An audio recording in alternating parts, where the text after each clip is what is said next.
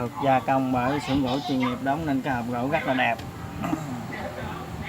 Hai cái bo liên chỉnh thì nằm ở trong đây để chỉnh dòng và thời gian. Em dùng bằng cái biến áp 800 và dây M25 quấn 4 vòng. Đây em hàng thử một phút cho mấy anh em xem.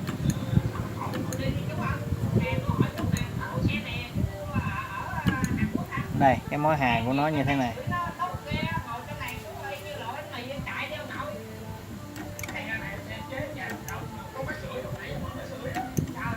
Đây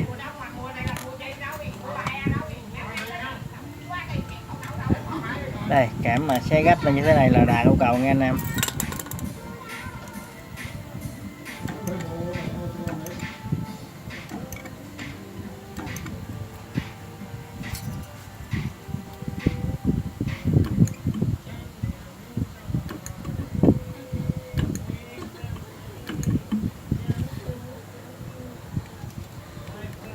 Đây